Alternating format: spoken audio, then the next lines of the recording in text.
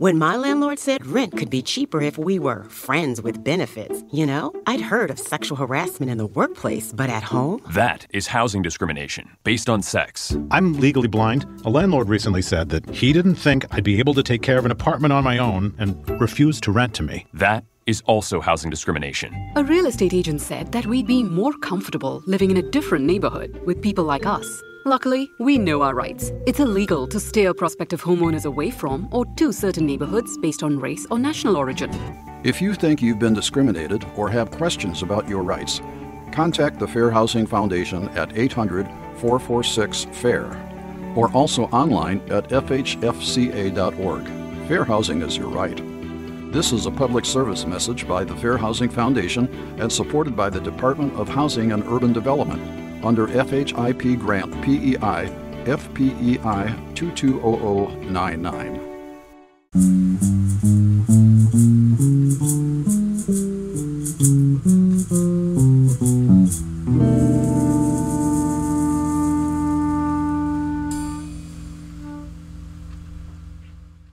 April, you are no fool, listener, for listening to this episode of LA Meekly. What we're predicting to be maybe the greatest episode of podcasts ever made. And this again is no fool. We are no fools. Yeah. You are no fools. We suffer no fools. We suffer no fools. We barely even fool around. For this is Pound Foolish, Daniel Zaffron. This is tomfoolery, Greg Gonzalez. Is that what you said? Is Pound Foolish? Who's Pound Foolish? Pennywise and Pound Foolish. Oh, you have the thing. I'd have the thing. Greg's holding a fidget toy that I gave him a couple months ago. Mm-hmm. 1 month ago. 1 month ago, yeah, because I couldn't stop playing with something and you yelled at me like I was your cat. Off mic, you were like, hey, do you mind if I fidget with something while we're recording? And you took out two cymbals and we're smashing them together like a wind-up monkey. Hi, I'm nervous. Is it okay if I smoke 90 cigarettes? I have this nervous tick where I press the stop record button at the most climactic moment. Is that okay? Is that cool with everybody? But anyway, who's Pound Foolish? How do you see the glass half empty or the glass half full?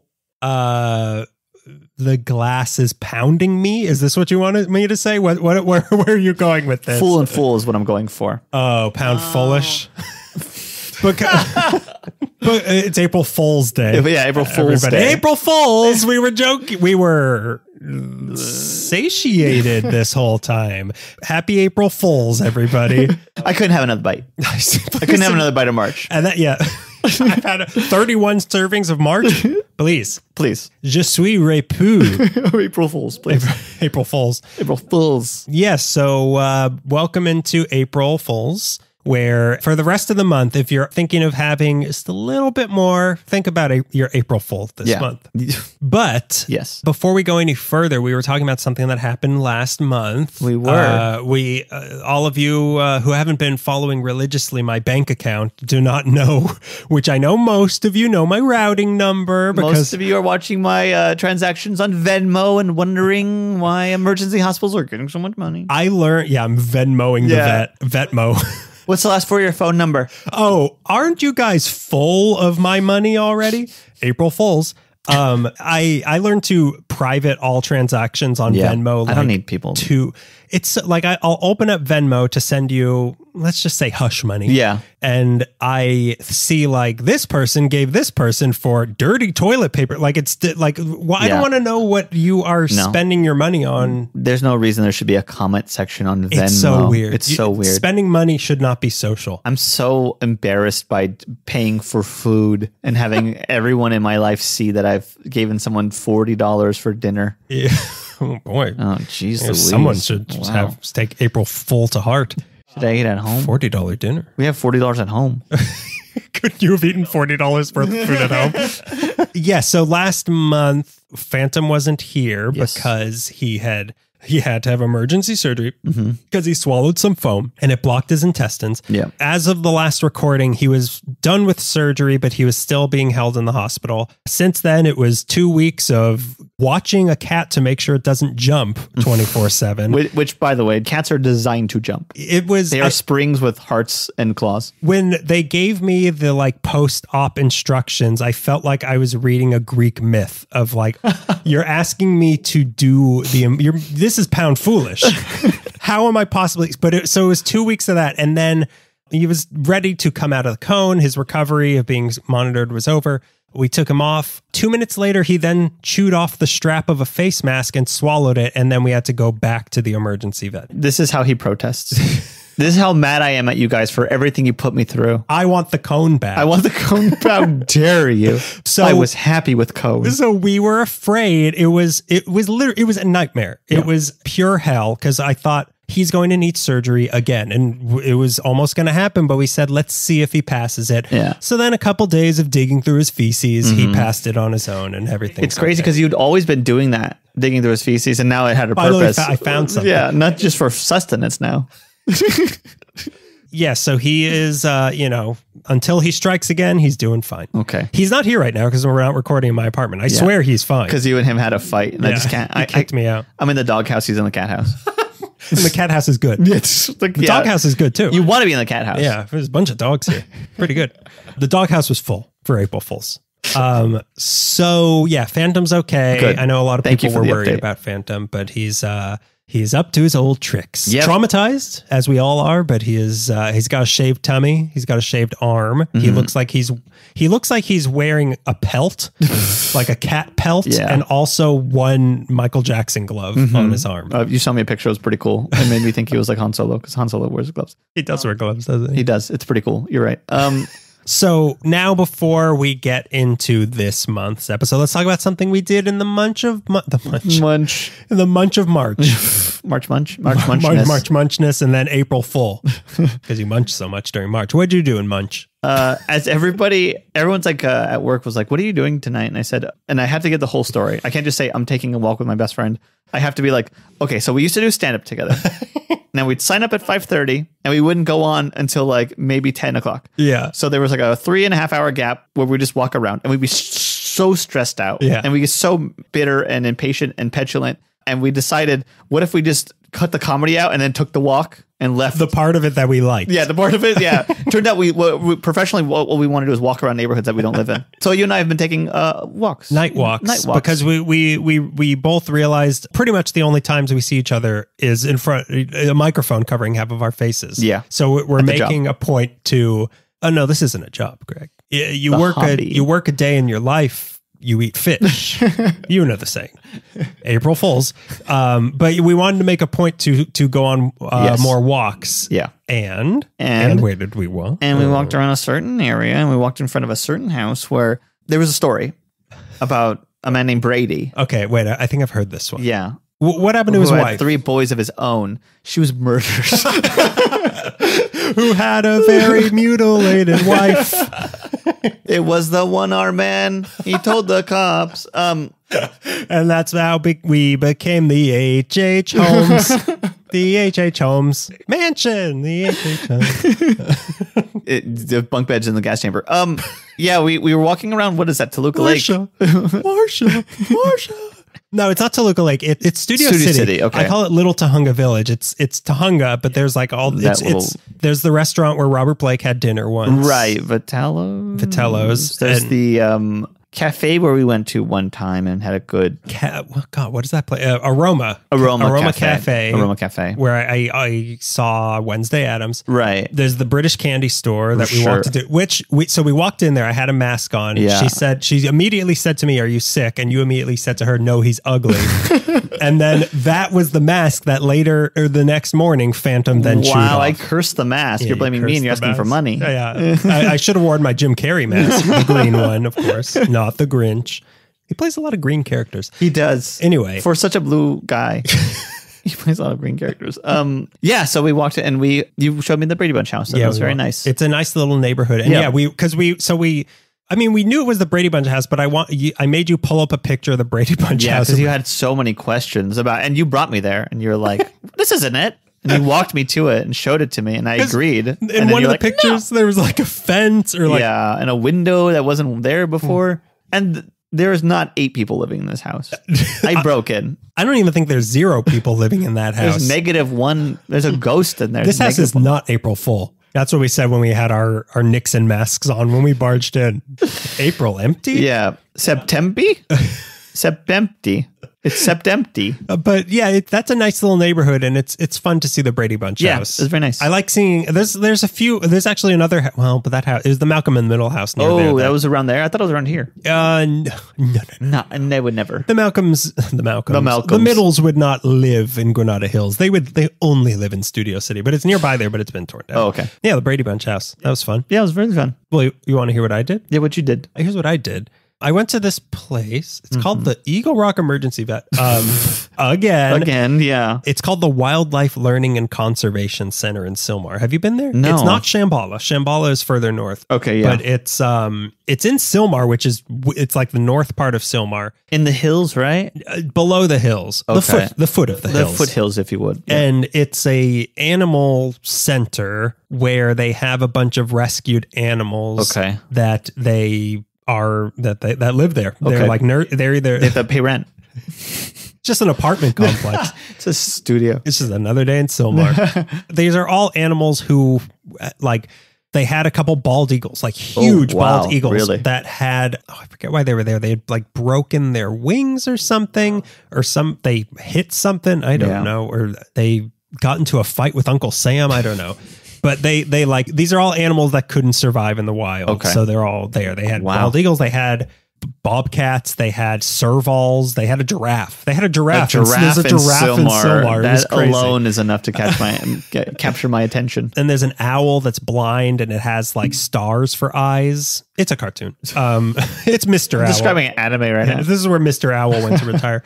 Yeah, they give you the stories. There was a sloth. Like there's a lot of like it's crazy that these animals are in Sylmar. Yeah, how did they get to Sylmar of all places? There's a lot of like they gave the stories of like, you know, some of them were pets that grew too big. Yeah. Like there was an alligator that I think someone had in a bathtub somewhere in LA, and now it's a giant alligator that lives in Sylmar. Wow. Or they were taken illegally. Yeah. Like, you know, these little tiny sorts of monkeys. Okay, yeah. Davy Jones. And you know, giant snakes. Like one of them was a giant boa constrictor that someone had as a pet. But yeah, it's a cool place, and yeah, they provide homes to animals that otherwise would have just been turned into glue and dog food.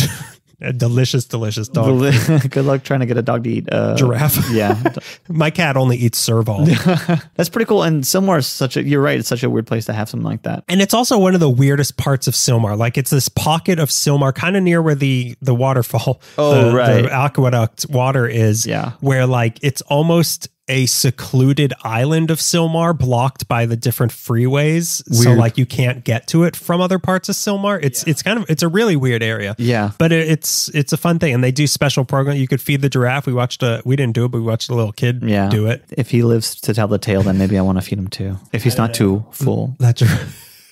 That giraffe looks pretty April Fool after eating that kid. Oh, that's why the giraffe's there. It's a man-eating giraffe. But yeah, the Wildlife Learning and Conservation Center in Sylmar, I recommend it. It was fun. Thank you.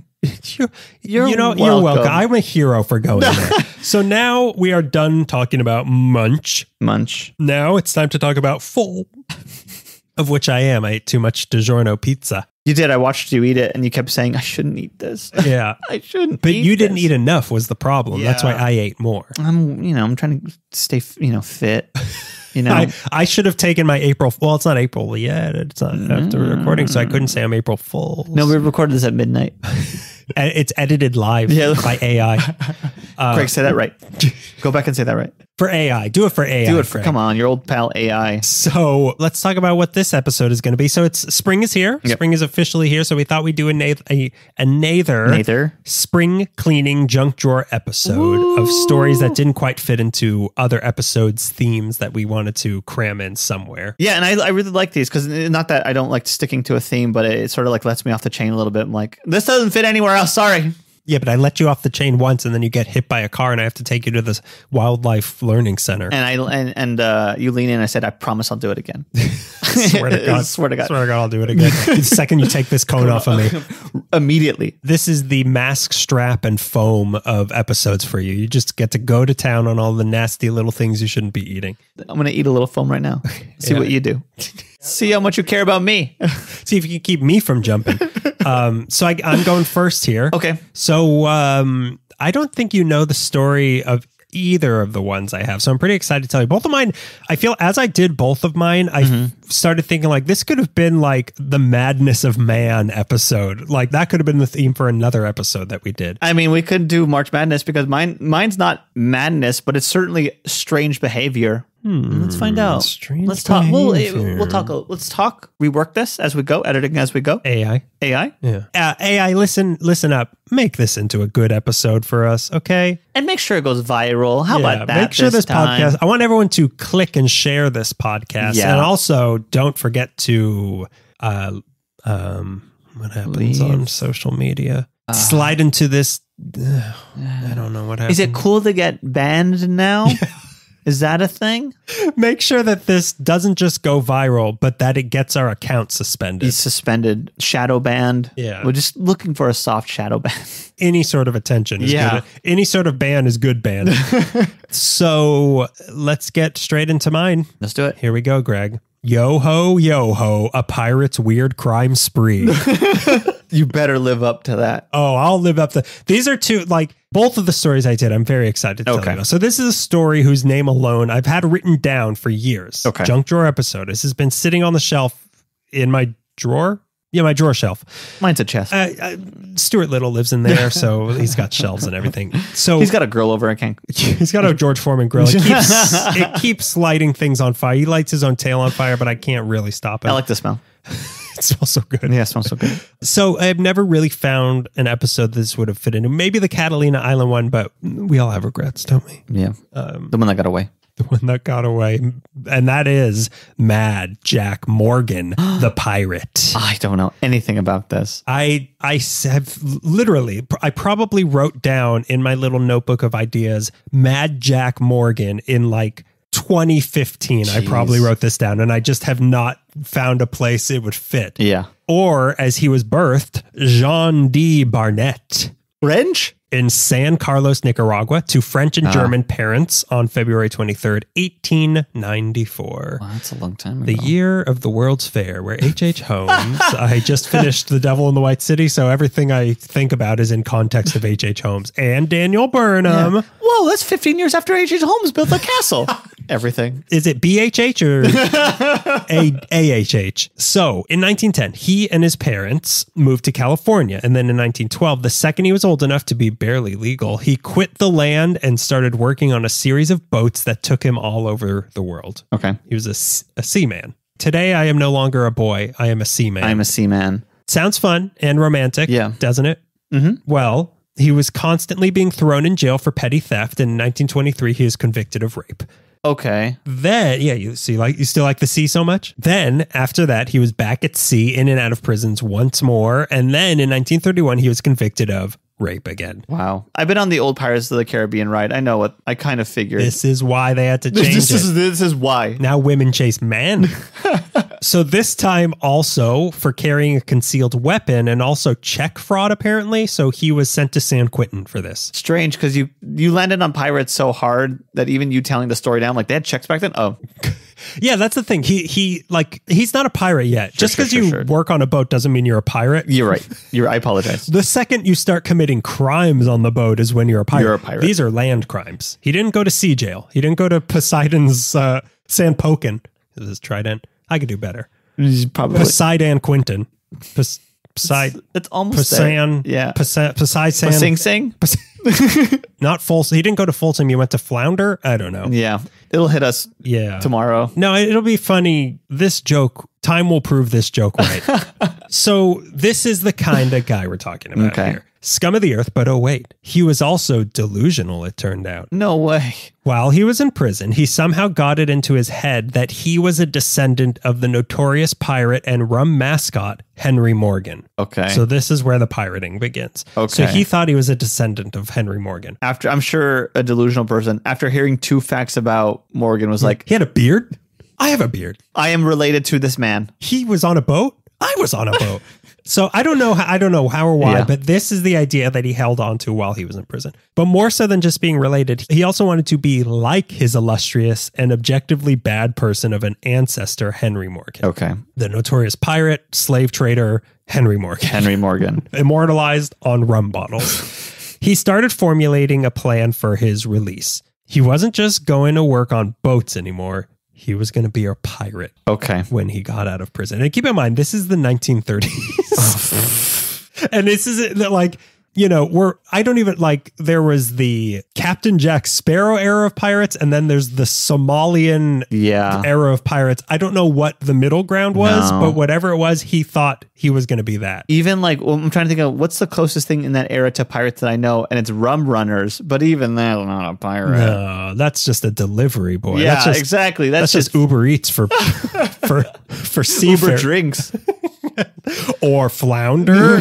You'll get sent straight to flounder prison for that one. It's not Sing Sing, it's whale song. Thank you. Yeah, there we go. So when he got we could write The Little Mermaid too. We could write Bazooka Joe. Bazooka Joe Under the Sea. Yeah. No, Torpedo Joe. Is that something? His underwater cousin. Yeah. When he got out of prison in 1937, he somehow made his way to New Orleans, where he was now going by his new pirate name to reflect his imagined connection to his imagined ancestor, Jack Morgan. So this was his new name. Kind of like how H.H. Holmes, Henry Mudgett. Herman Howard Mudgett, something like that. It was Henry or Herman. Who cares? Yeah. You. Yeah, I care a lot. Actually. You and the H.H. Holmes Historical Society. The H.H. Holmes Homeboys. We call ourselves the Homeboys. So it was there that he met and seduced, in true dirtbag fashion, a 17-year-old girl named Lillian Casanova, who he convinced to cut ties with her parents and elope with him to Los Angeles, where they worked in hotels as a bellhop, and she was a chambermaid. Okay. So now they're in LA. It's the 1930s. But during the evenings, Jack Morgan would prowl around the harbors of LA looking at the boats and hatching further details of his plan. This was how he met a man named Dwight Faulding, the owner of a hotel in Santa Barbara. He also owned a yacht docked in Wilmington named Afye. Okay. Afye. Aafje. I think it's like a person's name. I looked it up. Afye. Afye. And she was a boat. 58 feet long she was. A former racing boat she was. About to be covered in crime she was. Afye. Scrub the crime deck. Put the poop on the crime deck. I want to look through who swallowed a mask strap today. Yes, bring me my chow. I said walk the plank, not eat the plank. I got cat poop all over my hook. So Faulding was rich and adventurous, but he was also dumb with money. He once tried to fly a plane after taking one lesson and immediately crashed the plane. When Faulding caught Morgan admiring his boat, Morgan pretended that he was a rich naval officer and said he was interested in chartering the Afye for a pleasure cruise around Catalina Island. Okay. Everything is working out just as planned. When I started reading like what was happening, the Gilligan's Island theme song kept playing in my head. So Faulding, the rich, stupid man that he was, thought this sounded like a fun adventure. So he accepted. And on December 20th, 1937, all the main characters in this story boarded the Afye for what was meant to be a 2-day pleasure cruise around Catalina Island. Okay. And this is the time, if I'm remembering correctly, when like Catalina Island was like the playground of the elite of Los Angeles. So this is all going on around the waters of Catalina Island. I mean, if I was a pirate and there was an island full of rich movie stars, I also would like, we're going to go to Catalina. Going to Catalina. I'm looking to parlay with Betty Grable. We, of course, had Faulding. These are all the people on the boat. Yeah. Faulding, but he brought with him his fiancee Gertrude Turner and her 8-year-old son. Okay. And the skipper, too. Then they called him the skipper. Then there was 19-year-old George Spurnack and 20-year-old Robert Horn, who were just some random kids that Faulding hired to help him run the ship. Then there, of course, was Lillian, his wife, who was his 17-year-old wife again, who was pregnant at the time, and her 21-year-old nurse, Elsie Burden, and then Morgan himself, who had told nobody of what he was planning to do once they hit the open seas. Right. We were wondering why he kept staring at the island and laughing maniacally. Just wait, Greg. Oh, but Jesus Christ. What's that triangular hat sticking out of your duffel? Did I hear a parrot in a bag somewhere? No, you didn't. No, you didn't. Not I. And off they went cruising around Catalina and the surrounding waters to start their 2-day pleasure cruise. That night, they were all sitting around on deck having drinks. And that was when Morgan thought, it's time. Jesus Christ. Is there a more terrifying thing for someone in a group to say out loud? It's time. It's time. It's time. The hour is nigh. He took out a gun. Okay. And he pointed it at Falding and told him to get away from the wheel. Falding told him, put the gun away, because he was either drunk or he'd gone mad. That was when Morgan revealed to them his belief that he was a descendant of the pirate Henry Morgan and told them all to go below deck and that, look at him, he was the captain now. I've created a PowerPoint to explain to you my heritage. If y'all will just sync your iPhones. Does everyone have Bluetooth on? I can't airdrop this to everybody. You're going to share a phone. If you haven't updated your iOS, you might not see the graphics I've made. Take my word for it. It's quite immersive. Yes, immersive experience. Submersive. Falding refused, so Morgan shot him in the shoulder and announced to everybody else, get this, the quotes I found in the newspapers from this guy, get this, you'll take orders from me or get a taste of lead. I'm in command now. This is my ship. Cool. Falding tried to calm Morgan down, telling him that they're just all here for a good time. It's a 2-day pleasure cruise. It was then that Falding lunged for his own gun, but Morgan shot him 5 times in the chest and killed him. Wow. His fiance, the guy who just Falding's fiance, tried to go to his body, but Morgan said he's dead. When Captain Morgan says they're dead, they're dead. He then made Spurnack and Horn tie the corpse to an anchor and they threw it overboard. Okay. All right. This story jumped in intensity really fast. He shot him in the shoulder. He'll get it. Oh, it's dead. He's been tied to an anchor and he's at the bottom of the sea in front of his wife and son? Or is that other guy? His wife and stepson. Oh, okay. So you're not my dad. I don't have to be sad about your death. How long do I have to mourn for my stepdad? By the way, this means that there is a corpse tied to a anchor somewhere between Wilmington and Santa Catalina. And this was when Mad Jack Morgan made his intentions fully clear. Now that the boat was his, they were all going to sail south and become pirates. This is what he told everybody. I've got work tomorrow. Not anymore, you don't. Yeah, how many sick days do you have? Do you have any references? Is it personal leave or is this government covered COVID time? So they were going to raid. This is the plan. They're going south. They were going to raid ports along Mexico for supplies along the way and then claim an island in the South Seas as his kingdom. Okay. The women on board were going to be his harem and the men were going to be his slaves. Doesn't that sound fun? Guys, don't worry. I've thought all about it. Wait, you didn't let me finish. The men will be slaves. I know I started barking like a dog when I talked about the harem. That wasn't the end of the sentence. I just want to show how enthusiastic I am about the idea. And nobody can jump off. Yeah. So for the next few days, Morgan was kicking and beating all of them to do his bidding and holding them at gunpoint. He ate most of the food and left scraps for everyone else. His wife's nurse later described him as absolutely the cruelest man I ever knew and said he made erotic advances on her. His wife later said she talked him out of killing the 2 young men also because she pointed out that he needed them as a crew. She was not in on this plan at all, but since she was... The baby was, though. The baby was. It was kind of like Dune 2. Yeah. He drank the worm juice and the baby started talking. The baby made me do it. The baby... Not the mama. The baby who isn't in my body. We keep coming back to this old problem, and it's, how do you talk to your unborn baby? How do you talk to your unborn baby? This millennium... Who is the Mohadi? But yes, what was the real question? That was it. How do you know that Paul's not the Messiah? Paul. One guy with a gun against 15 people, and he manages to beat them all up. And it's kind of like, you just jump him. How about we just jump this guy and throw him overboard? Okay, so it was 2 strapping young men, hot as hell. And then it was 3 women.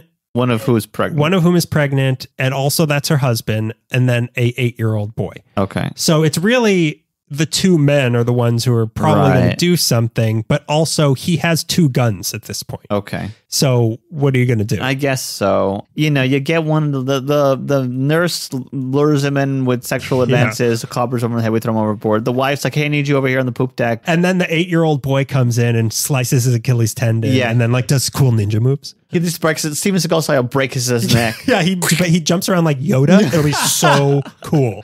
So the wife was not in on this plan, but she was the one closest to him. When he had to sleep, he gave her the gun and told her to keep watch. He said to her, here, runt, shoot the first who tries anything. Shoot them all if you have to. Wow. Runt.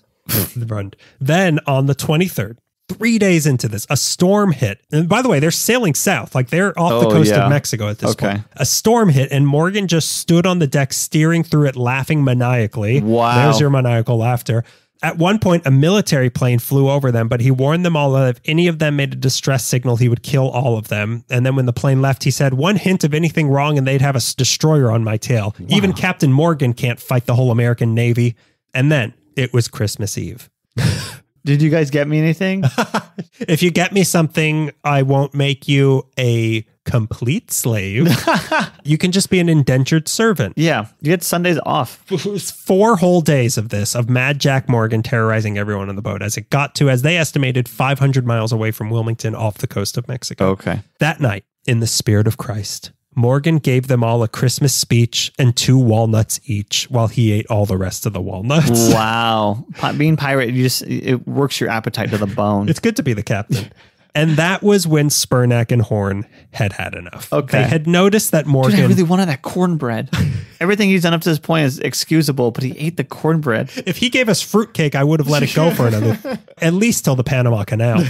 They had noticed that Morgan was often nodding off on duty and was barely alert. So during one of these spells that night on Christmas Eve, the 2 attacked Morgan with a marlin spike and threw him bleeding overboard to be eaten by sharks. And that was the end of Captain Mad Jack Morgan.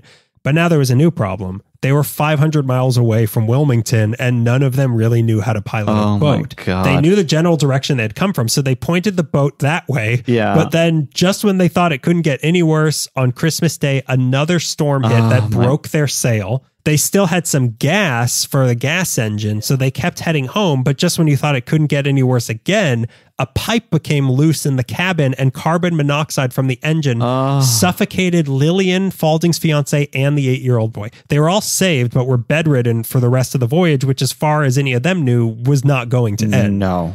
But meanwhile, back on land, landlubber's paradise. Lillian's nurse's sister had become worried that she hadn't returned from her 2-day pleasure cruise, so she reported the boat as missing. Okay. This got the FBI involved, and on December 28th, after 8 days at sea, a search and rescue plane saw SOS written in grease on their broken sail 180 miles southwest of Long Beach.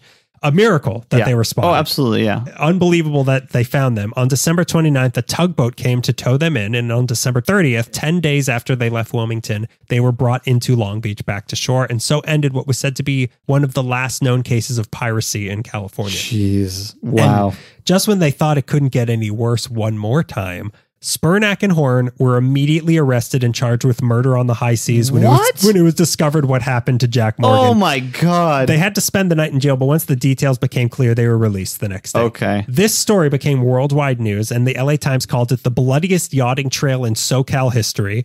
Why I always titles like that? The single worst day in the ocean ever made. This is what Moby Dick's about. This is worse than what's going to happen in Pearl Harbor. So true. What's going to happen in Pearl Harbor? What's going to happen in Pearl Harbor? No, nothing. Good. We're not the LA Times. We're the Washington Post. Bye. True Detective Mysteries did a story about it, which should have been what season 2 was, but keep the crow, man. Imagine if that's what season 2 of True Detective was. It would have been very short, but yeah, take it. Let's do it. No, but you're finding they're inspecting, I guess, how much can you expect? Yeah. Look at the boat. Not going to go, where was the water that this took place on? Who ate all the cornbread? Why are these walnut shells everywhere? How come all of these corpses are frozen into a popsicle? What's Carcosa? And other questions. What happened to the pipe? This pipe's done broke. What happened to the sail? Why does the pipe have a mask on it? In court later, Lillian said, I had no part in my husband's crack-brained scheme. And that was pretty much the end of the story. The bodies were never found, obviously. Wow. Lillian moved back to New Orleans to reunite with her parents and never spoke publicly about this again. Good, smart But girl. that wasn't the end of the story for the boat. Because of the story of this, it started being considered a pirate ship, even though it was just a racing yacht. Yeah. And it started being called the Death Yacht. In July 1938, the boat went up for auction, described as the boat that prowled channel waters with a madman at the helm. Oh my God. Errol Flynn was going to buy it, but it eventually got sold to the guy who wrote the movie The Story of Seabiscuit for $7,000. He really loves the sea. If only he had shared his sea biscuits with the rest of the crew, maybe this wouldn't have happened. So which is also what I had to dig through to find the mask strap. They're all over the poop deck. Then in December 1939, the boat caught on fire in Santa Monica. In November 1940, someone stole it and crashed it into 3 other boats. Is the guy who set the boat on fire the same guy who set H.H. Holmes' castle on fire? The same mystery man. Oh, you mean the devil? H.H. Holmes' business partner, S. Ayton. The next known story of this boat was in 1970 when it was sold to Travis Ashbrook of the Brothers of Eternal Love, which was some kind of marijuana dealing hippie cult in Orange County, who used the boat to sail through the Panama Canal to shuttle marijuana between Mexico and Hawaii. Some things never change. And thus ends all swashbuckling tales of the high seas on a marijuana swift boat in Oahu. The entire state of California is now that ship. I know. Carrying all this marijuana. We're wafting marijuana smoke to Hawaii. Let's go through the Panama Canal. It fits. We're a long state. Yeah, so that's the story of Mad Captain Jack Morgan. That was wonderful. I had no idea that was even a story. It's so and also to think like his body's out there. Yeah. And the other guy's body waiting for his revenge. And then, there's an epilogue to this story. There's bubbles bubbling up 500 miles off the coast of Mexico. What could it be? Natural? A fish? Do I confuse bubbles and waves all the time? This is Mexico's problem now. So yeah, that's Captain Mad Jack Morgan. That's great. Very interesting. I love a good pirate story. Me too. And that we have a semi-modern pirate story, 100-year-old almost pirate story. Pretty great. But it feels as fresh as the day it happened. It could have happened in 2023. Hey, you know what? Kind of. Could. Yeah. I could see this happen, but by the time this episode comes out, there's probably going to be some TikTok person who like murdered all these people off the coast of Catalina because he thought he was Jack Morgan's descendant. The guy in the bottle. So what do you have? What are you telling me about? All right. Deep into the San Gabriel Valley, in the suburban neighborhood of Glendora, lies a folk art monument unlike any other. The work of local weirdo Michael Rubel, the 1.7-acre lot contains a small village made of junk and scraps. Some call it Rubelia, others call it Rubel Farms with a PH, Farms. But it is commonly referred... I have no idea. I think because it was in the 60s, 70s, and it was just like cool to misspell stuff. Pharmaceutical? Oh, maybe. Big Pharma? Big Pharma, yeah, that's what they were getting at. Some call it Rubel Farms, but it is commonly referred to as the Rubel Castle, which sits alongside in spirit to other folk art pieces like the Watts Towers or Salvation Mountain, which is more south. What's Salvation Mountain? Is that Slab City? What's Slab City? It might be Slab City. Salvation Mountain is some like... or the Mosaic Tile House in Venice. Right, and that's another one, yeah. Slab City, I think Slab City is like a weird little republic unto itself in the middle of the desert where like there are no laws and you can do whatever you want. Salvation Army is that one with it's painted with a bunch of stuff. And Salvation Mountain? Yeah, Salvation Mountain. Salvation Army? Or Salvation Army. Mountain? What did I say? Salvation Army. But they live there. They protect it. Yeah. They're like the dwarves that come out of Salvation Mountain. I think, isn't that near like the Salton Sea or something? Yeah, it's really south. And it's... yeah, I guess the Salton Sea must be south because people keep ending up in Mexico getting lost around there. Yeah, so I could see that. South. Must be south, yeah. No, it's north. Let's talk about Michael Rubel. He was born in Glendora in 1940. His dad, Henry Scott Rubel, was a pastor of an Episcopal church, an orchardist, and a gag writer, but I couldn't find anything he wrote. His mother was a chorus girl. Glendora in the 50s was mostly citrus groves, but a small residential area was emerging as the citrus industry was dipping. The Rubel's home was connected to a 1,400-acre citrus ranch, which was owned by Albert Bourne, which was the president of the Singer Sewing Machine Company. Oh, that's weird. Yeah, it's kind of weird, right? The property known as Al Bourne... This weird thing, didn't the Kellogg's have something out that way? Oh, I don't know. Probably. Maybe, I don't know if it's the same Kellogg's, though, but how could there be more than one Kellogg's? Why we would have done a Kellogg's episode already. We're running out of stuff. We would have been eating cereal every episode if there was a Kellogg thing. We would have been eating cereal and not masturbating. Or a better idea. A little bit of column A, a little bit of column B. Why not combine the two? So the property was known as Alborn Ranch. Master Bows. Go on. The property was known as Alborn Ranch, named after Albert Bourne, and was pretty vast. It included a reservoir for irrigating oranges and a packing house for citrus. This is where Michael grew up. This was like kind of neighboring to him. So he grew up playing on this lot of land. And he would trespassing. And he would tell Albert Bourne that when he grew up, he was going to buy the Dalton Reservoir and the packing house. What a threat. Yeah, I'm gonna own you. I'm gonna put you out of home and means. You're gonna live on the street. And you know those people down the street who don't like masturbating? I'm gonna buy them out. I'm gonna buy them out. I'm gonna masturbate everywhere because I'm 7 And I don't know what that means. And I'm not quite sure what that means yet, but you know what? It's around the corner. But I know it's what happens in business meetings. So the Rubel home was also close to the municipal dump where stray objects and materials were plentiful. Both of these spaces would be crucial Where you leave your sea biscuits. or pieces of sea biscuits there. Both of these spaces, the Elborn Ranch and the municipal dump, would be crucial to the rest of Rubel's life. Elborn's ranch in particular was a special place for Rubel, as the grounds were something, like I said, like a playground for him. When the Borns subdivided their property, they donated 2.5 acres to the Glendora Episcopal Church, which of course included the reservoir and the Citrus Ranch buildings, and also which, of course, the church was Mr. Rubel was a pastor of. There was a special clause was created that would offer Michael Rubel the option to purchase the property when he turned 20. That's weird. So the guy liked this plan? Yeah. Okay. Everybody was okay with this. All right. So it seems like as a teen, before he bought the ranch. You meaning he moved on to a better place? Alhambra? Alhambra, yeah. As a teen, Rubel became a world traveler, wandering through Europe, Asia, Africa, Australia, where he worked as a jackaroo, which is a cowboy. That rides kangaroos around the outback? Yeah, instead of, you don't ride horses, you ride kangaroos. You don't have spurs around your boots, it's spiders. Your rope tricks are just a big snake. Australia, like we all know. You don't have a cowboy hat on, it's just a koala.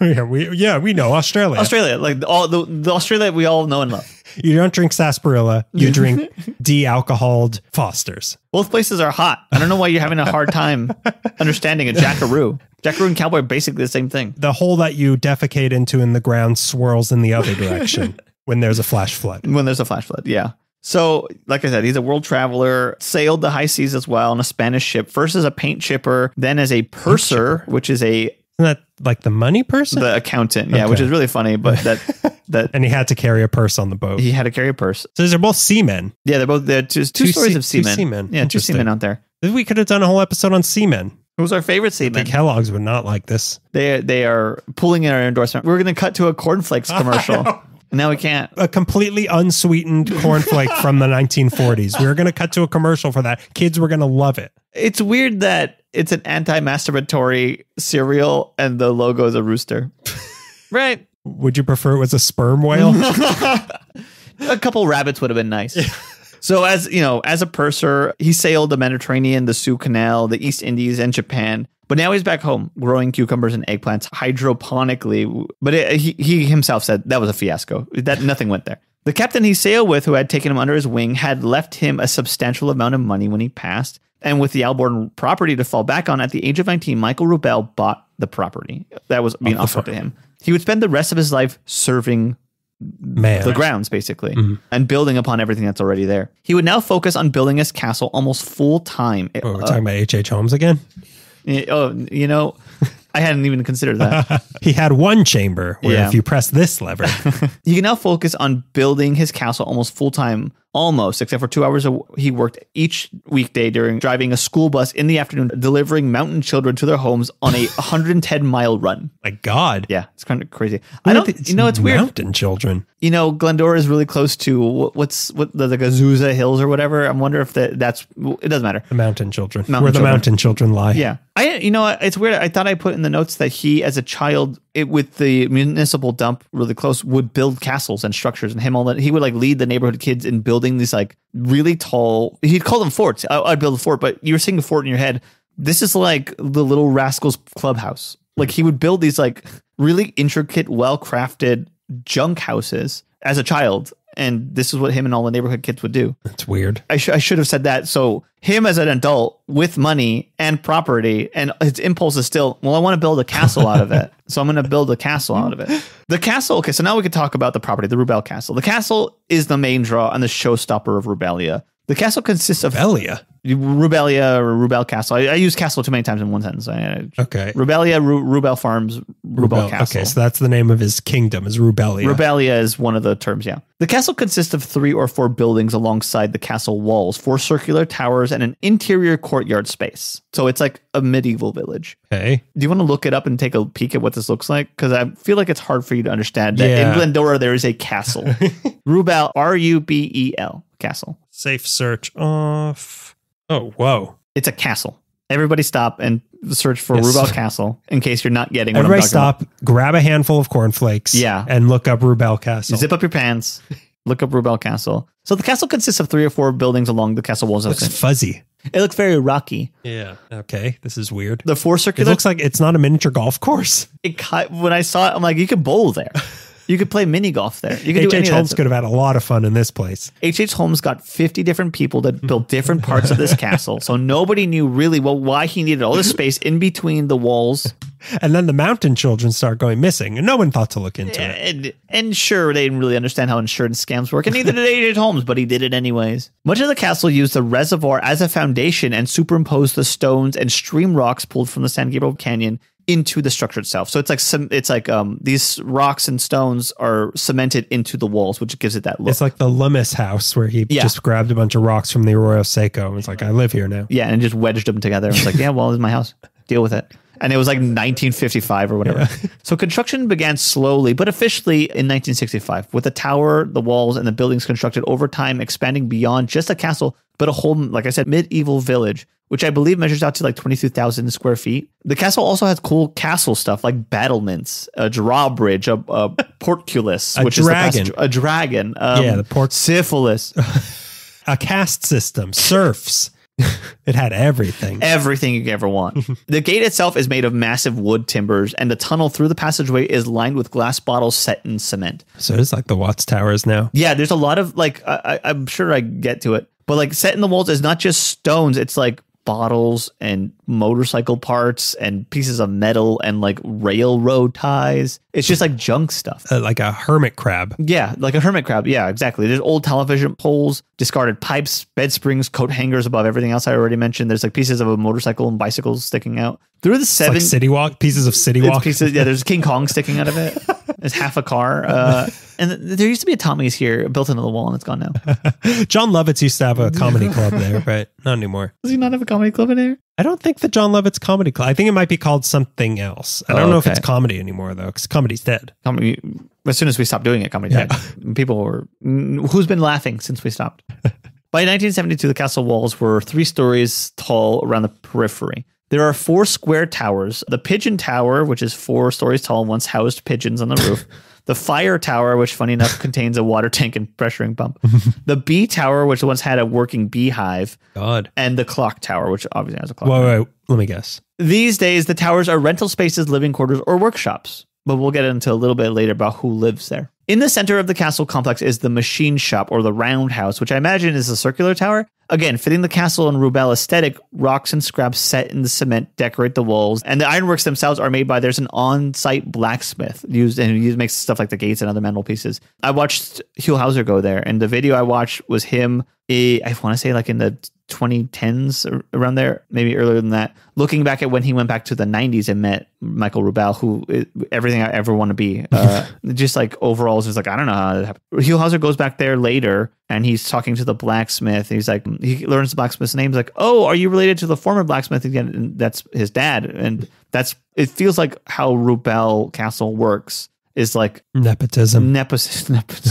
But like you like, it's a little community, an art community, basically a folk art community. And everybody who has something to do with it now probably knew somebody who helped build it originally. Right. Well, which I think is really cool. That's Glendora. It's Glendora, baby. It's Glendora, for everybody knows everybody in Glendora. Only 9 people. So there's the Bottle House, which was technically the first constructed building in the reservoir and made to serve as a rest residence spot on the grounds. Rubel and the farm hands, PH Farms, built a small 8x10 place out of multicolored bottles set in cement. And when the light comes through the bottles, creates little lovely color designs inside. And there's a small wood burning stove and sitting area inside the Bottle House. Yeah, with the picture I looked at, I thought it was a restaurant in the middle. Like it looked like a little patio. Like an eatery? Yeah, an eatery. Yeah. How do you say... A cafe. A cafe, maybe. I don't know. There's a small shack made of railroad ties. There's a shack made out of orange crates. There's a potter shop. Rubel himself lives in the old packing house known as the Tin Palace. Wait a minute, he's still alive? No. I phrased that weird. When he was alive, he was living in the Tin Palace, which is the old packing house. Itself made of old sheet metal. The Tin Palace is 158 feet long, 42 feet wide, and over 7,500 square feet of floor space. because it's a packing house. The Tin Palace is well furnished, adorned with nice paintings. There's a grand piano. There's 2 elevators, one to the kitchen underground, the other to a wine cellar. And in the middle is a 1928 Chevy truck that he managed to get in this there. This is H.H. Holmes. You're just describing H.H. Holmes. The car is just to get like gas inside of the house. This is like a makeshift gas chamber. There's a pipe that goes from the exhaust to this box that we've never opened. Just put your mouth on the pipe. The bed of the truck is an actual bed, by the way. Like someone sleeps in the bed of the truck. Yeah. The ladies' restroom is a modern. This guy is like, the 10-year-old with the race car bed who never grew out of it. I was thinking a little bit of that mixed with the scene in Big where he starts making money and he turns his loft into like it's like a pinball machine. And they're skateboarding or whatever. Yeah. Yeah. It's just like, I'm a big guy with a little kid brain and big people money, and I just want to make a castle all day. And this Zoltar machine. And who's going to stop me? God? No. God. Zoltar destroyed God. Zoltar is God. I sold my soul to become big, and no God. I was not in God's light then. I went to the crossroads and I heard, give me a quarter and I'll tell you your fortune. I want to be old and get a job. Yeah, all right. Now? You can just wait. Like I was saying, the ladies' restroom is a modernized outhouse with carpeting on the walls and ceiling to make it more feminine. There's a tree house in the branches of a 400-year-old live oak tree, complete with a swimming pool, which just means there's a 12-foot deep, 10-foot in diameter oil tank. Oh, God. Yeah. This place doesn't sound stable. Like, I'm surprised it is not collapsed or condemned. Okay. Never collapsed. Okay. Never even shook a little bit during all the earthquakes. Huh. It is completely stable. And weird. I don't know how. And I don't think anyone who has built it knows how either. Ask Zoltar. Wish number 2. Hail Zoltar. Rubel has 2 giant natural gas engines that he used to pump water to irrigate with. He used a huge engine to turn into a barbecue pit. Another 14-ton engine is used as a bird bath. And also next to the Tin Palace is a 1909 windmill that operates the washing machine. A little bit Green Acres-y. Yeah, this sounds like a society in The Walking Dead. Yeah, I was a little bit when I was looking at different angles of it. I'm like, this is what people in Mad Max do. Yeah. They build a structure out of trash and they're like, we're oil safe. Let me tell you, it's not. I'm going to harness the power of wind to shuck all this corn for me, which is how we will survive. And then the marauders beat you to death with your own leg. Yeah. And then they turn your place into like a giant sex palace of disgusting proportion. Yeah. And as cool and visionary and kooky and Venice Canals as this place is, look up pictures of the place. What's truly astounding is its creation, which ended in 1986, 21 years after Rubel started it. It took 21 years to build it to the point where he's like, we're done.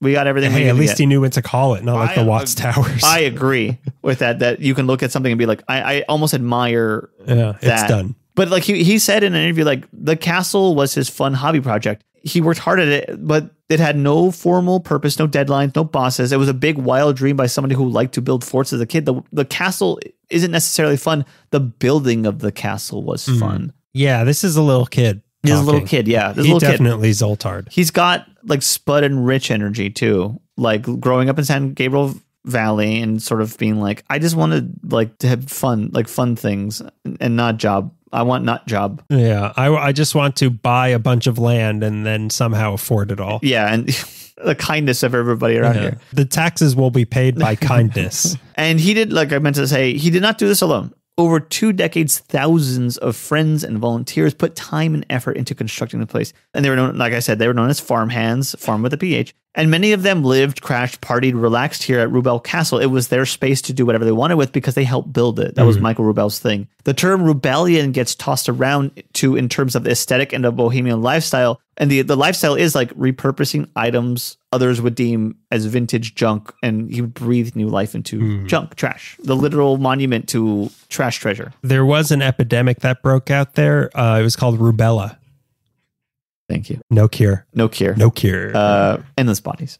Michael Rubel passed away in 2007, but before he died, he gifted the castle to the Glendora Historical Society. His nephew, Scott Rubel, is helping to preserve the lot as well. Some of the spaces are being used as living quarters, and it has residents, and the residents are either the caretakers who helped build it or people who knew or relatives of people who originally built the castle. It's not really like a place that's really open to the public. They offer tours, but like it almost feels like Crosspoints of the World or Crossroads of the World. Yeah, Crossroads of the World, where it's like a now contained space, and you're a few businesses that are lucky enough to get space there. Glendale Historical Society now kind of runs and operates it. 2013. Glendale or Glendora?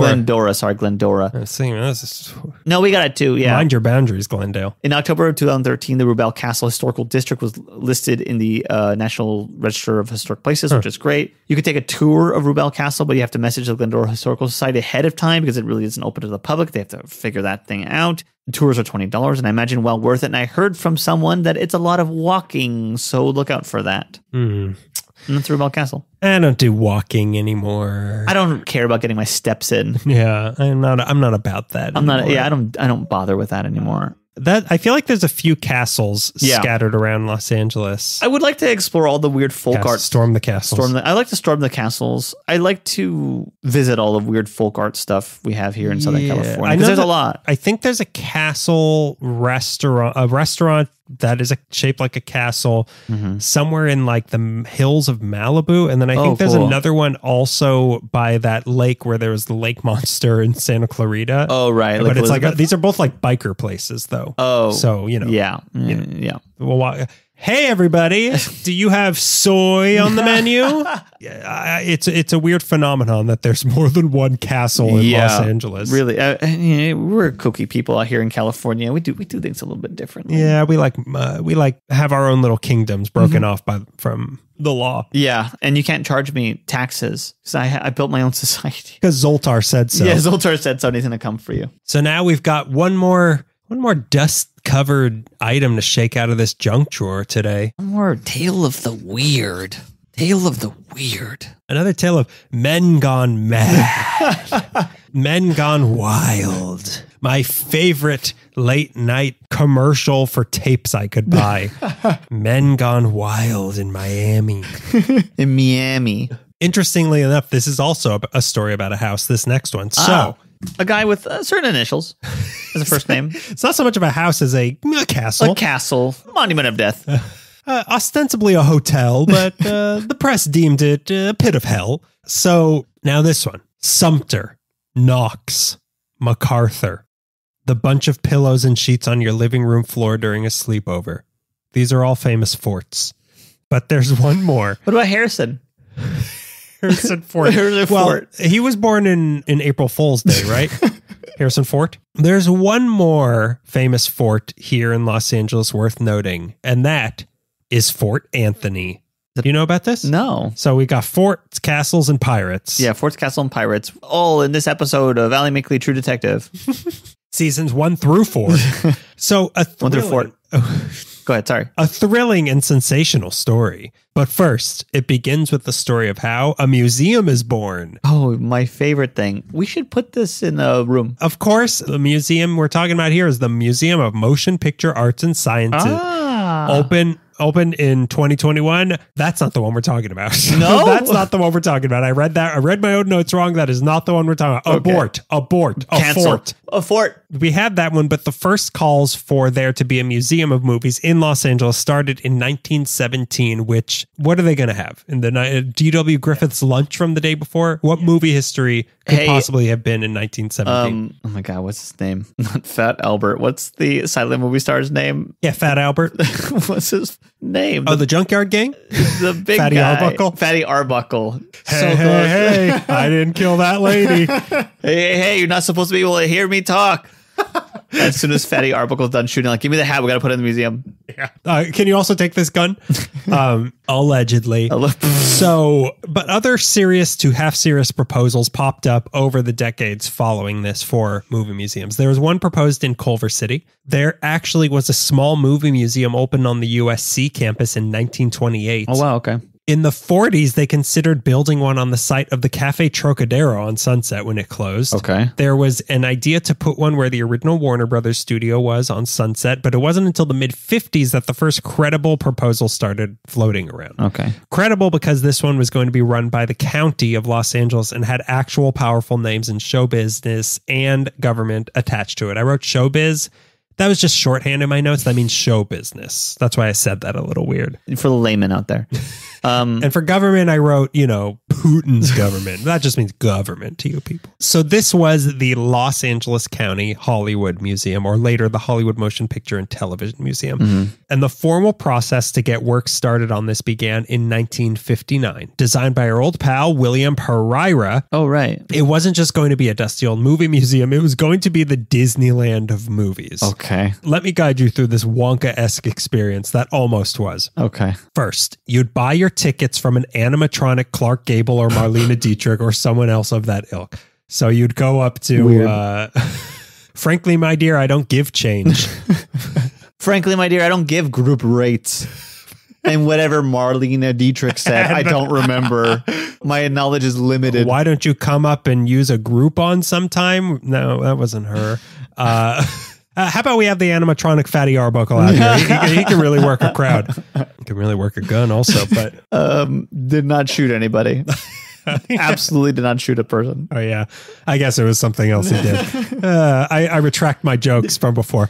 Then you'd walk into a 4-story high forest containing exhibits on the history of film and artifacts from classic movies. Then you'd get into an elevator that took you to a recreation of an ancient Roman street with more exhibits and more artifacts, not Roman artifacts. Yeah, this harkens back to a time when they made movies in Rome. Oh, and they don't now? You're not excited to see Joaquin Phoenix is Caligula coming to theaters? From there would be even more exhibit space set inside of various movie set recreations, including the full actual recreated sets of various classic movies would be in here that you could walk through. Oh, cool. There were also going to be glass booths you could walk into that would overlook 2 active sound stages that they would rent out to studios to film actual movies. So you could stand above and watch Marlene Dietrich say her signature line. Yeah, which we all know, and we don't even need to say it again. Why don't you come down and see me sometime? Again, I'm pretty sure that's not. I think that's Betty Davis. That's Mae West. Mae West. Mae the West. other one. Yeah. You can look down while they're filming a movie and call TMZ on a rotary phone and be like, I know exactly what Marvel movie they're shooting today. Hang on. Clara, can you get me TMZ 555? Yeah, Harvey? You won't believe who I just saw taking tickets in front of the movie museum. Drunk as a skunk. When I did the snap in front of his eyes, did not move. Sparks flying off of him. Yeah. Watch these two. The sparks will fly. And if they do, call 911. Please call the fire department. So there would be an academic library and film vaults and a 600-seat theater to screen movies in, 800 parking spots. Now you're speaking my language. And of course, a full recreation of the Hollywood canteen that you could eat your lunch or dinner. Wow. And also they had Clark Gable there, and he would say, frankly, my dear, I don't give a ham. I've had that in my back pocket for like 2 minutes now. How am I going to pull this off? How am I going to How am I going to land there? The facts I gave you were true. No. Clark Gable did not say that, though. It was turkey. So as the plans and the ambition grew, this museum expanded to also cover not only movies, but also radio, television, and music. Cool. So it was just the new arts is what it was going to cover. And the location for this, across the street from the Hollywood Bowl, where the Lasky Barn now is on Highland. Got it. Just to make sure traffic there was as bad as possible by the laws of physics. Whatever else we can cram in here. Let's also put a hospital. Yeah, let's put a hospital right there. Let's see if we can... And a police station. Yeah, let's see if we can start the tram tours here for Universal Studios. Maybe they could pick up here. Yeah, we're willing to rent out the little space we do have left to parking for Disneyland. Yeah, and then this turn lane here, I think we're going to have a farmer's market. Every day. 24/7. 24/7. So not only that, big time supporter of this and head freezing, Walt Disney planned to move CalArts pretty much where the Ford Theater is to help turn that whole area into a mega campus of sorts for CalArts. So it was also the original, like around there is what Whitley Heights, the original Hollywood area, right? Well, we'll kind of, this might be where that story's kind of going. Okay. But it was sort of going to be like a cultural, the Hollywood Bowl, CalArts, and this museum. That was going to be, and then you got the valley right there.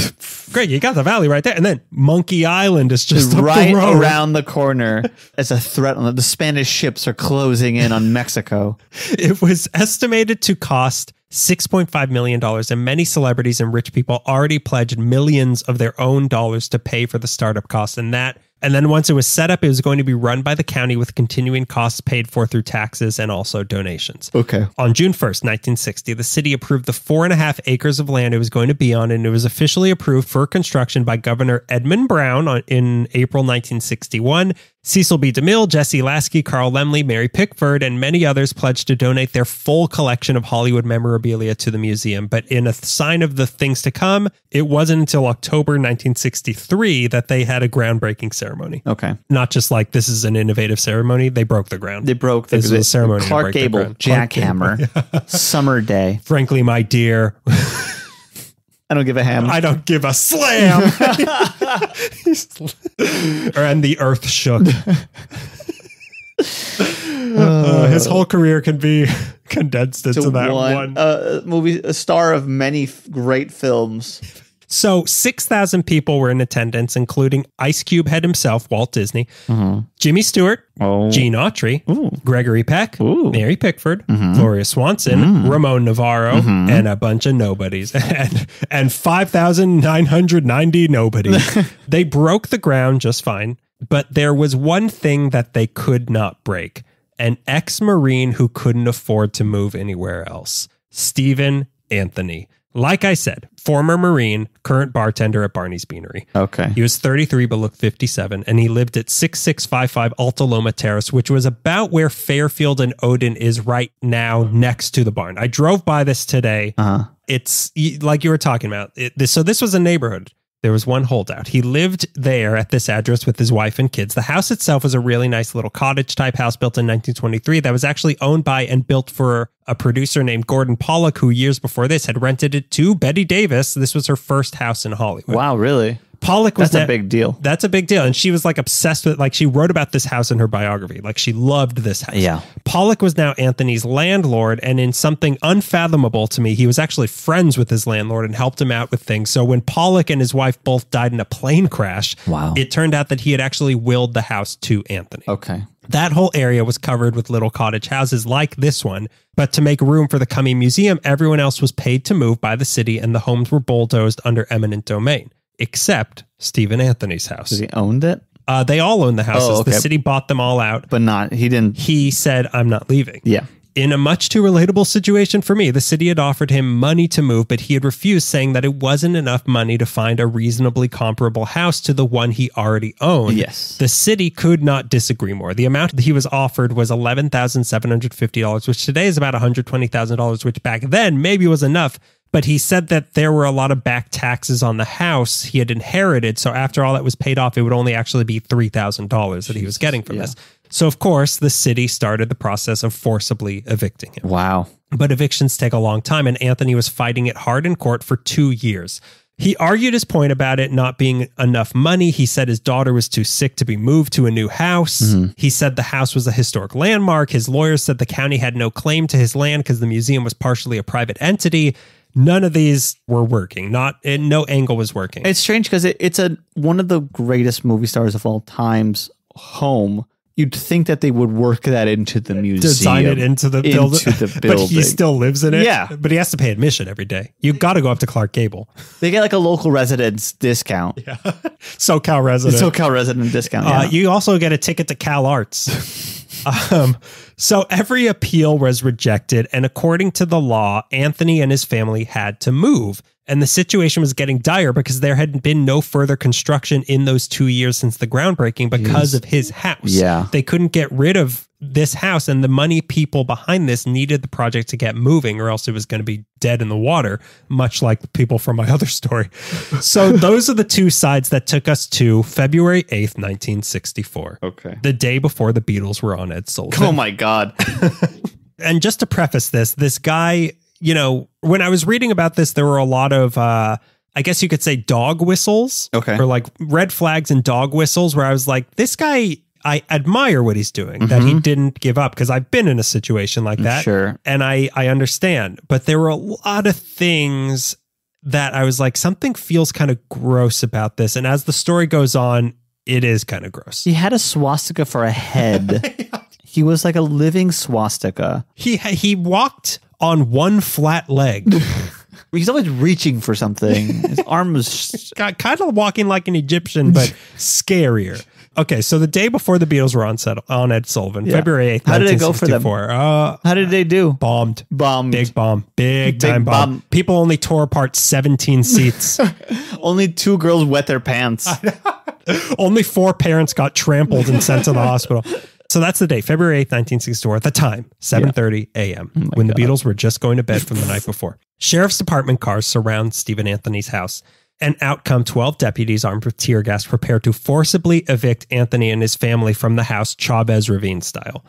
Inside was Anthony, his 22-year-old wife, Alona, their 3 kids, the oldest of which was 2.5 somehow, Alona's 14-year-old sister, and their parents. Okay. Alona and her sister's parents. When the deputies approached, they noticed something in the upstairs window. It was Anthony holding his baby in one arm and a 12-gauge shotgun in the other. Oh, my God. That's not the bottle. You mix up the bottle and the gun, pal. Come on. Burp. And they all knew this was not going to go according to plan. The deputies told him he needed to leave. He responded by threatening to shoot anyone who launched tear gas into their house. Okay. He said, I'm perfectly willing to die for this. A man has to die for something he believes in. All too familiar for me. No, that's what I'm saying. Like, I agree with that. I agree with your fight. I don't agree with your methods. No, absolutely not. But he tried the legal way. He did try the legal way. And now I'm going to shoot you or throw a baby at you. Yeah. So, of course, this meant that the press immediately descended on the scene. Yeah. Then came the looky-loos, and suddenly this standoff was being broadcast live on TV, and the house was being dubbed Fort Anthony.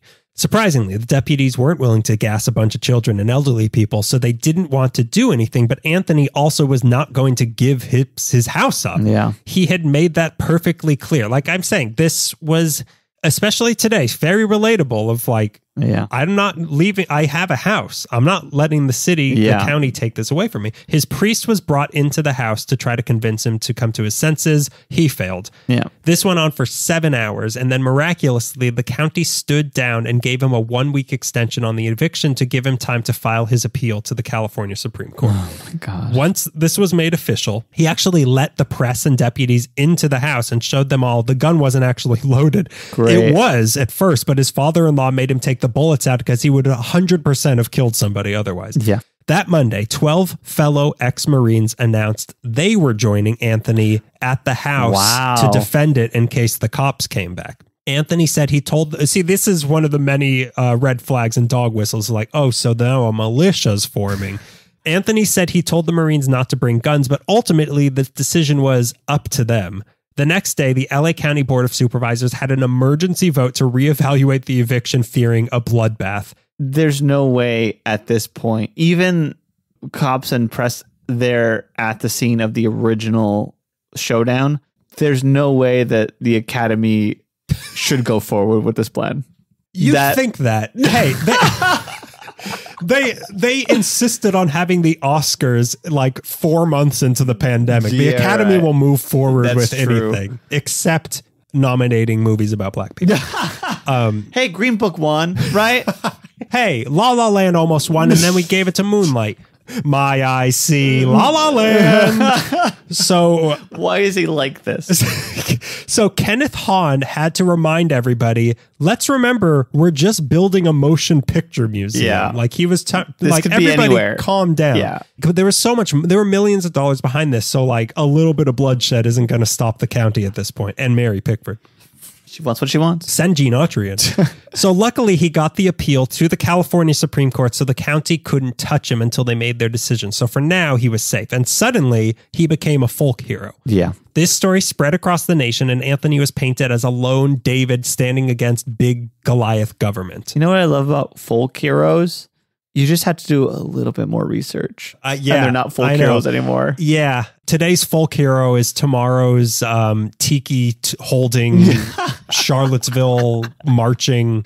Yeah. It's very upsetting. But people on the street started raising money for his legal fees. The young Republicans held support rallies for him. Again, big red flag. Yeah. That's the house became a tourist attraction. Like Okay. people wanted to see. Anthony really let it go to his head and started calling his house Fort Anthony, outpost of the battle for freedom from government tyranny. God, you can use like 4 less words, first of all. Stop it at Fort. Yeah. Even Anthony's pushing it. Fort Anthony, the greatest story ever told. Fort Anthony, make Highland Avenue great again. It's hard to disagree. Like I keep saying, it's hard to disagree with his sentiment of I want to keep my house, but like don't turn it into it's not this. No.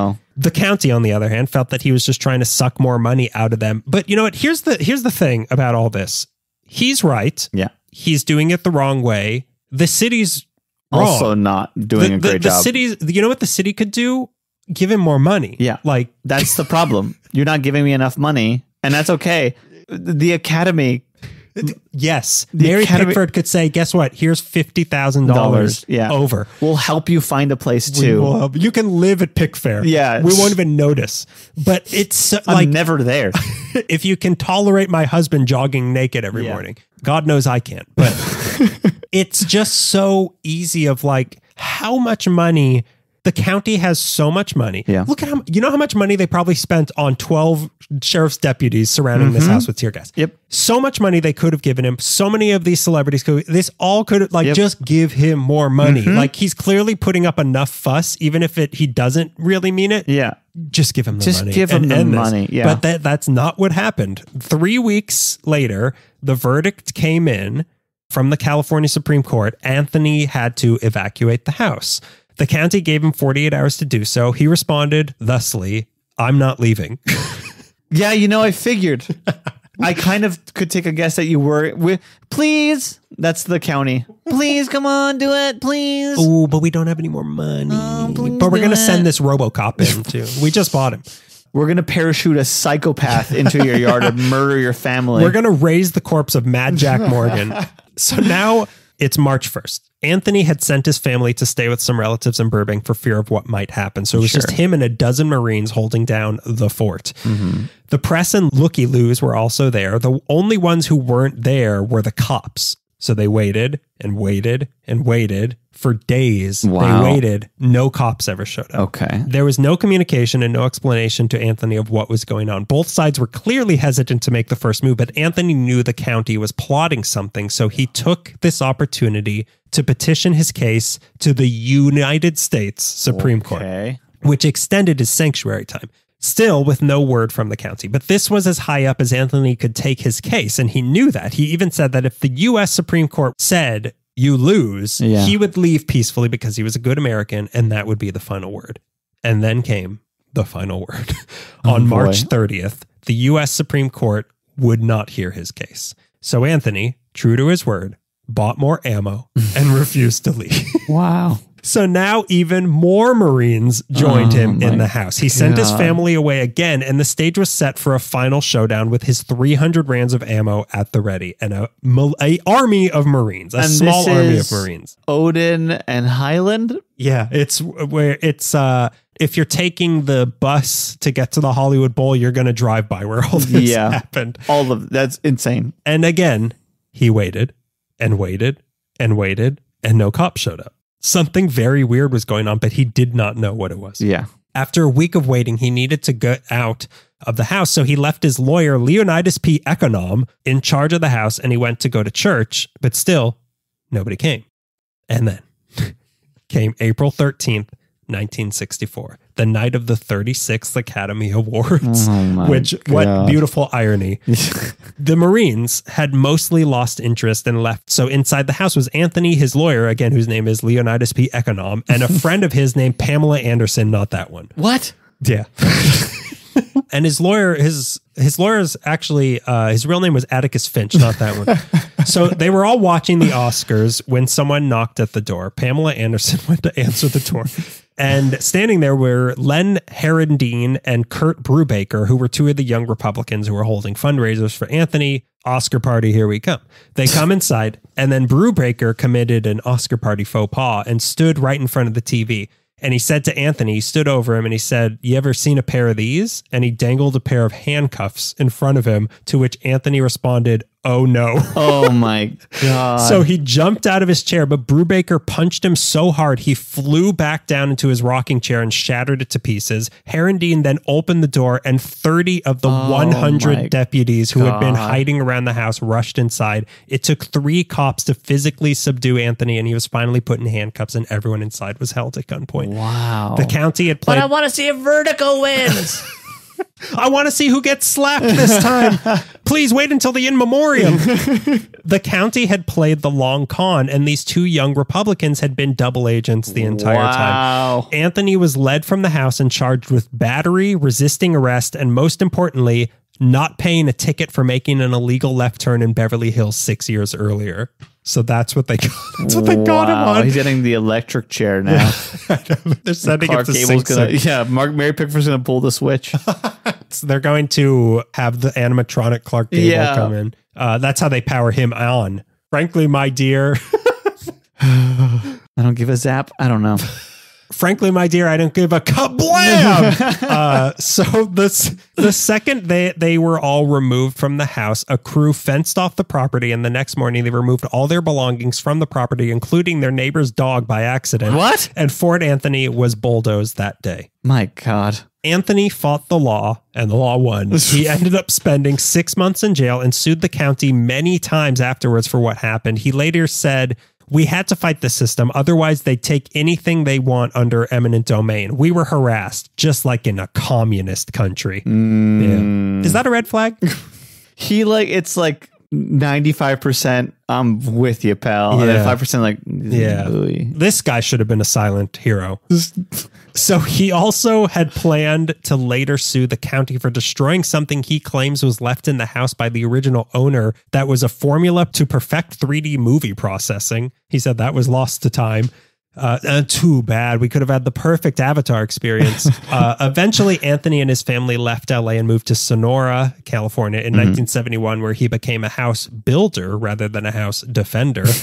But all this was worth it because we now have a beautiful 60-year-old movie museum on that spot. What's that? We don't. That's because the whole project fell apart the next year. The negative press surrounding this incident slowed things down, and while maybe not killed it, it certainly didn't help. Yeah. What really did it in, though, was that the museum just got too big to sustain itself, and they could never get enough funding to catch up with their plans. But we do have that barn that was moved there in the 80s, so grab your baby and your shotgun, because we're going squatting in that barn. Well, grab 12 of your best Marine friends and head over. Yeah, it's this is a weird... Yeah, the 2 stories I had not even a single thought about, either one of them. It's just such a shame that somebody who was fighting the county in a good way, like so many people lost their homes for the freeways and stuff, like it was, and Chavez Ravine and all that, it's a noble fight, but like, why do you have to say that we're in a communist country and that bring the young republic? The young Republicans did this to you. They're on you. Okay. They're not on your side. Yeah. It goes to show that in LA, it's almost like land and property were always the gold. Yeah. It's the most coveted thing, and especially, it feels like that right now. Like if you can get a home or just never a space, give it up. Never give it up. If you can squat inside some abandoned building, never give that spot up. Kill for it. Kill Errol Flynn if you have to. If you drive, because like I said, I drove past that spot earlier today, and there's still houses above that area, so you can still kind of tell, that must have been a really nice place to live. Oh yeah, for sure. And I've seen pictures of the house. It's a really nice old house. I don't blame him. Yeah, I don't blame him. I would not have pulled a gun. When I was being told move and we'll give you money, I did not pull a gun on anybody. Yeah, sure. I pulled everything else on them, but not a gun. Yeah, not a gun. Because I don't own a gun. I loaded my cannon. Not the same thing. A bazooka isn't a gun. and it really amounted to nothing, all of it. It's wild that all of that fuss and it's just a parking lot now. Yeah, it's an overflow parking lot. Yeah, it's an overflow parking lot. And a museum that's open for 2 hours a month. Not even consecutive hours. No, it's 45 minutes here. Yeah, 20 minutes here, 45 minutes here. It's weird and wild tales from this episode of True Detective Los Angeles season 2. So that's some junk stories from our junk drawer. Good stories from the junk drawer. Good stories. Places to visit. Now let's have a pre-listener question plug before we get to that. I'm going to, hey, you know what? You've all got friends. I know you all have friends. Yeah. I mean, you tell people you have friends. But if you really do have friends, like 4 of you might, tell that if they love LA history, tell them to listen to our show. Yeah. Spread the word orally. Make this as contagious as rubella. No paper trail. No paper trail. Do not write our names down. And if you happen to write our names down on any paper, swallow it immediately and go to the vet. Yeah. And if somebody looks at it, this says Ellie Meekly on a post-it, you all have a cyanide tooth. You have 10 days. You have 10 days. They'll torture you all you. have a cyanide. Yeah, if you're a member of our Patreon, we already installed your cyanide tooth without you knowing in your sleep. Ellie Meekly brand cyanide tooth. Fast acting. Fast acting, painful killing. But so tell your LA history loving friend to give Ellie Meekly a try. Yeah, give it a listen. Now we have a listener question. Oh boy. By from our loyal soldier, Dan O'Keefe. Willing to do anything for us. Yeah, if we need to defend ourselves from the county, he will be the first Marine there. He'd be the baby in our arms. He'd be the baby and the shotgun. So he asked us, if you could turn the Boyle Heights Sears building into anything through reuse or demolition, what would it be? I don't know that much about it. I know what it looks like. This is a big abandoned building. A big, beautiful abandoned building. Beautiful Art neon. Deco. Art Deco. That says Sears on it. Yeah.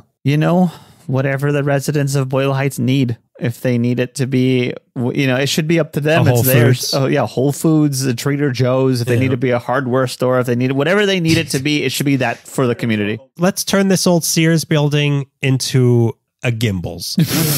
The last Gimbals on Earth. Gimbals. The best little Gimbals in South LA. It should definitely Boyle Heights. East LA can suck East it. LA. Yeah. They can get their own Sears. East LA has the Dracula CVS. Let Boyle Heights have the Art Deco Sears, because you have the Dracula CVS. This can be Frankenstein Sears. Yeah. So you say put it to a vote. Put it to a vote, whatever Boyle Heights needs. I mean, as long as it stands and stays in operation, it's a beautiful building. It's a piece of our history. We're losing so much pieces of history. Yeah, we don't want demolition. We don't want this to turn into Fort Anthony, because I will be there. I will be with there. Dan O'Keefe in my arms. 2 babies in my arms. I forgot the gun. Dan O'Keefe and his twin. Yeah. Jan O'Keefe. Dan P. Keefe. The other fear is like, it's become lofts for artists who are rich because their parents are doctors and they move here. That's not a knock against people, it's doctors. Yeah, doctors suck. Doctors suck. Bring back medicine men. I think it should. I think it belongs to Boyle Heights. They should take a vote and see what should be done with it. Well, my responsible answer is affordable housing. Yes, of course. I've always wanted to live in a department store. But my fun answer is, so it says Sears on the top, right? Uh-huh. All right. You've already lost me. I'm in. Yeah. Mary Pickford gave me $10 million already for this. Rearrange the words. It says arse. So it says Sears on the top already. Here's my fun proposition for this place. Turn it into a series of restaurants that all sear your food. Oh my God. So you go to each department and there's different types of food. Like, this is the tofu department. This is the beef department. This is the cheese department. And all of your food gets seared. Oh my God. In each department. Jesus Christ. Your Willy Wonka vision. For Sears. I'm the Willy Wonka of Sears. It's not hard to add a letter or a neon sign. You just it's too hard. It's on the budget, though. It can be an entire building dedicated to gardening scissors. Shears. Shears. Shears. Oh, okay, there we go. It could be Sears. Sears. And it's like a magician's hideout. Sears. Nobody knows what goes on in there. When you disappear in a trick, you end up in Sears. It's a temporary holding place in between tricks. This is where all of the people who get called up from the audience in Las Vegas get teleported to. And if they're hungry while they're there, little snacks laid out for everybody. Yeah, and if you want this piece of meat, go up to the. No, it's not burned enough. Just seared, just a little bit more. But yeah, that's your answer, Dan O'Keefe. Yeah, there's the answer to your really good question. Yeah, one non-answer and one ridiculous, stupid answer. One Looney Tunes answer. But now Porky Pig had a building. Now, I mean, the idea of Sears, I'm going to start going to every city council meeting. Could we once again discuss the motion about Sears in Boyle Heights? Why are you dressed like a Trojan? Because this is Sears. And you kick somebody into a hole. I kick Kevin DeLeon into a giant hole. And everyone applauds. The city claps. Everyone applauds and then reelects him. They reelect the hole. They elect the hole, sorry. They elect the hole. Yeah, please. He's a first time. He's not an incumbent. He's in the Brave New Hope. So, yeah, that's our spring cleaning junk drawer episode. Yeah. We'll see you in May. Haunted May, where I'll make all of your happiness disappear. May Slay. So yeah, enjoy April. April. Try. The weather is getting enjoy tax season. The weather is getting nice. Some would would say nice. And there's pollen in the air. I saw a tree blow that's all I have to say. Yeah. Good night, everybody. Yeah, bye. I saw a tree blow that had so much pollen flying off of it, I thought it was on fire. Wow. So get ready for that. We've had a lot of rain this winter, so get ready for allergy season. I've got a Claritin D in my pocket right now. Is that a Claritin D in your pocket, or are you? Or my eyes watering because my allergies hit me so hard. Or are you going into anaphylactic shock? So that's been yet another episode of LA Meekly. Making H.H. Holmes victims disappear since 2013. That should be H.H. Holmes's new castle. I mean, he is the devil, so he's reincarnated. So he's here. He does walk among us. And he's very interested in real estate. And this time, the insurance fraud covers real estate. H.H. Holmes. I need a body to throw off a building and pretend it was me, H.H. Holmes. Played by Timothy Chalamet. He can play anything.